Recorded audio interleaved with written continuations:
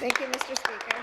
Recent projections suggest a significant increase in the global hydrogen production market for an estimated $103 billion in 2017 to an expected $207 billion by 2026.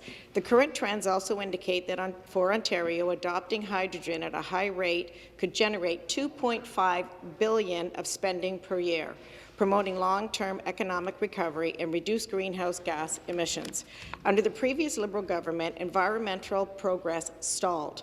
Instead of implementing effective and pragmatic policies, the Liberals ignored expert advice that could have saved Ontarians billions of dollars in green energy spending. Mr. Speaker, putting Ontario on more sustainable paths should not come at the expense of the hardworking people of this province. Can the Minister of the Environment, Conservation and Parks please share with the members of this House how this government plans to utilize innovation to address climate change and reduce emissions in Ontario? The Minister of the Environment, Conservation and Parks to reply. Thanks very much, Mr. Speaker, and thanks to the member from Burlington for a great question. And our government's vision for a low-carbon hydrogen economy will help advance the progress that we have made over the past 2 years with our Made in Ontario Environment Plan. We're supporting the growth of this sector will ensure that we are helping to lower Ontario's greenhouse gas emissions over the long term. We're supporting a reliable and affordable energy system in Ontario, and we are reducing regulatory barriers and supporting the member for York with the Centre private sector, academia, and other governments. Mr. Speaker, we have an opportunity to make it easier for private investors to deploy their low-carbon technologies and infrastructure and ramp up the production of this energy source. This means Ontario will have more electric, hydrogen, and other low-carbon vehicles without government subsidies or increased cost to consumers. Mr. Speaker, we recognize the importance of the role of hydrogen can play in the future of this province and view it as an important path forward in addressing climate change and lowering our greenhouse gas emissions. Mr. Speaker, we're standing with the strategy. We hope the members opposite join on board. Supplementary question. The impacts of this COVID-19 outbreak have been felt across Ontario by families, workers, businesses, and community, Speaker. During these challenging times, it's never been more important to encourage new industries to contribute to Ontario's economic recovery while addressing climate change through new strategic ways. We know Ontario is well positioned to drive growth in a low-carbon hydrogen economy.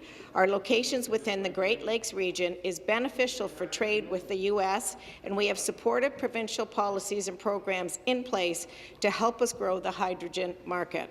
Supporting innovative energy sectors can be done without creating skyrocketing energy pricings, something the previous Liberal government ignored when they enacted their failed Green Energy Act that cost Ontarians billions of their hard-earned dollars. Question. I know this government recently released a hydrogen discussion paper. Can the Minister of the Environment, Conservation and Parks tell us more on how this paper will inform the creation of Ontario's first hydrogen strategy?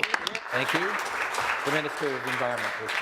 Thanks again, the member from Burlington, for that question. And Mr. Speaker, Ontario is not alone in its interest in hydrogen. But we do have a competitive advantage to drive growth in a low-carbon hydrogen economy, unlike any other region. Our natural gas infrastructure and low-carbon electricity has allowed the province to avoid up to 30 megatons of greenhouse gas emissions per year. Our discussion paper sets out our vision for our new hydrogen economy that will build on our existing strengths, where we can create more local jobs and attract investment while helping reduce greenhouse gas emissions using low-carbon hydrogen, especially in the transportation sector. Mr. Speaker, there is great potential for the low-hydrogen carbon economy. By using this domestic hydrogen, we would import less natural gas from countries such as the United States. This would keep energy dollars in our province, leading to spin-off benefits such as the creation of more jobs. And Mr. Speaker, more importantly, this will improve Ontario's trade balance by $3.2 billion per year. Thank you.